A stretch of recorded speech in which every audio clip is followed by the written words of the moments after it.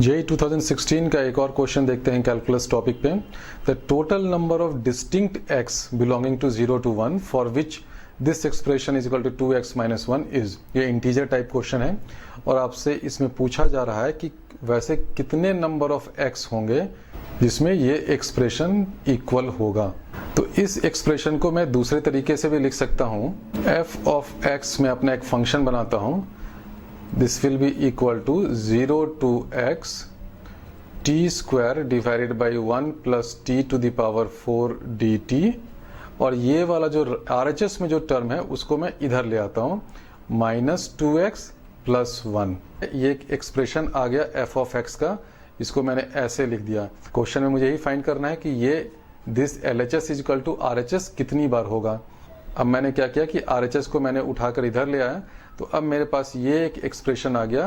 तो इस पूरे एक्सप्रेशन को ये integral 0 to x of this thing -2x + 1, इस पूरे को मैंने fx का नाम दे दिया है। और क्वेश्चन में मुझसे पूछा गया है कि बताओ कितने इस fx के कितने रूट्स होंगे बिटवीन दिस 0 and 1। तो जब भी आपको किसी फंक्शन का रूट या नंबर ऑफ रूट फाइंड करना हो तो 2-3 मेथड्स होते हैं। एक तो रॉल्स मीन वैल्यू थ्योरम होता है या लैग्रेंजे मीन वैल्यू थ्योरम होता है, या दूसरा ये होता है कंटिन्यूटी आर्गुमेंट कि अगर फंक्शन जो है वो एक एंड पे पॉजिटिव हो, उस इंटरवल के दूसरे एंड पे नेगेटिव हो, इसका मतलब एक मिनिमम एक रूट तो उसका उस इंटरवल के बीच में होगा ही। तो क्योंकि मेरा इंटरवल 0 to 1 दे रखा है तो मैं देखता हूँ कि f ऑफ 0 क्या होता है। अब x का वैल्यू 0 रखेंगे इसमें तो ये 0 हो जाएगा, तो ये इंटीग्रल तो 0 हो गया, 2x वाला टर्म भी 0 हो गया, तो केवल ये 1 वाला टर्म बचेगा। अब मैं फाइंड करता हूँ कि f ऑफ 1 क्या होगा। f ऑफ 1 के लिए मुझे क्या करना पड़ेगा, ये इंटीग्रल 0 to 1 करना पड़ेगा, और ये क्या हो जाएगा t² / 1 + t to the power 4 dt। अब ये वाला टर्म क्या है -2 + 1, तो ये क्या हो जाएगा -1 हो जाएगा। तो f ऑफ 1 जो है वो ये है, इसका इंटीग्रल -1।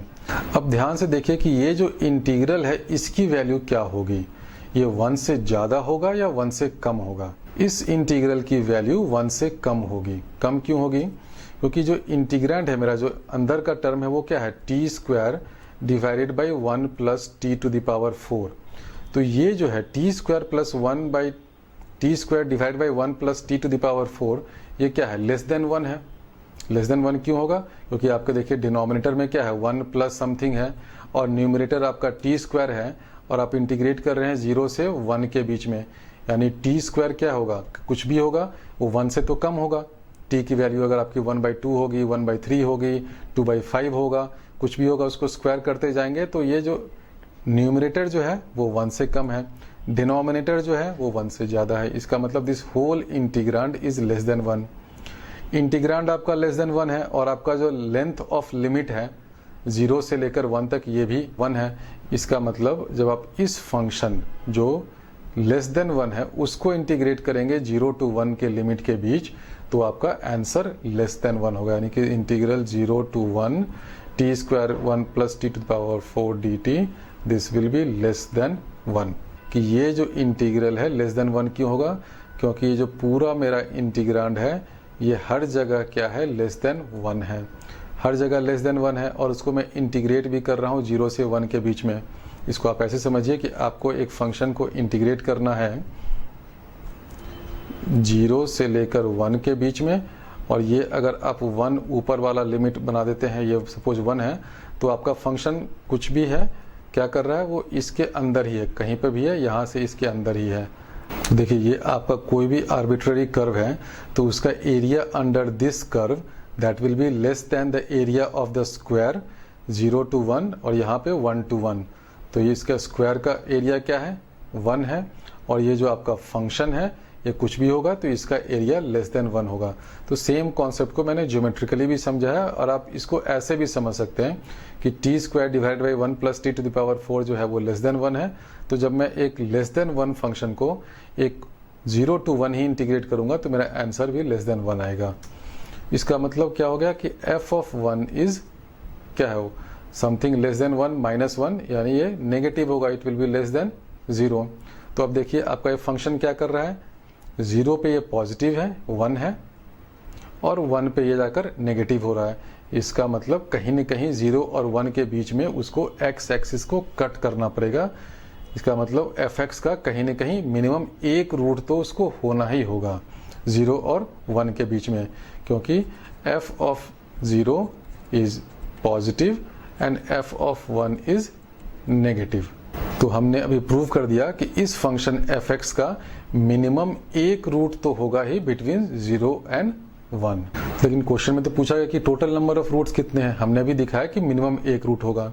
अब टोटल कितने रूट्स होंगे उसके लिए इस फंक्शन को थोड़ा सा और इसका पोस्टमार्टम करते हैं। ये फंक्शन ऐसे दे रखा है तो इसको मैं डिफरेंशिएट कर सकता हूँ। तो f प्राइम x क्या हो जाएगा।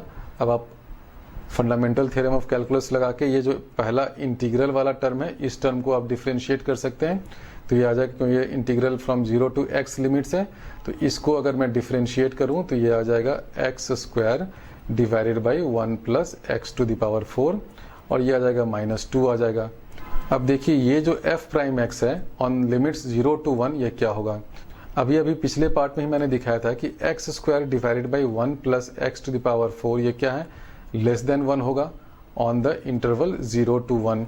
अब इसमें देखिए आपका f प्राइम x में this is something less than 1 -2, तो 1 -2 ये कुछ भी होगा, तो this f prime x will be less than 0। f prime x is less then 0 इसका मतलब क्या हुआ कि f है वो एक स्ट्रिक्टली डिक्रीजिंग फंक्शन है। f स्ट्रिक्टली डिक्रीजिंग फंक्शन है, इसका मतलब वो x एक्सिस को, सपोज ये मेरा x और ये मेरा y एक्सिस है, ये स्ट्रिक्टली डिक्रीजिंग फंक्शन है, तो ये x एक्सिस को सिर्फ एक पॉइंट पर ही कट कर सकता है। ऐसा तो हो नहीं सकता कि फंक्शन ऊपर नीचे ऐसा कुछ करता रहे, वो नहीं कर सकता क्योंकि ये स्ट्रिक्टली डिक्रीजिंग फंक्शन है। इसका मतलब total number of distinct x for this function, इसके कितने रूट्स होंगे, इसके रूट्स 1 होंगे। इसका मतलब this expression will hold true for 1 and only 1 value of x, तो इसलिए इसका आंसर 1 है।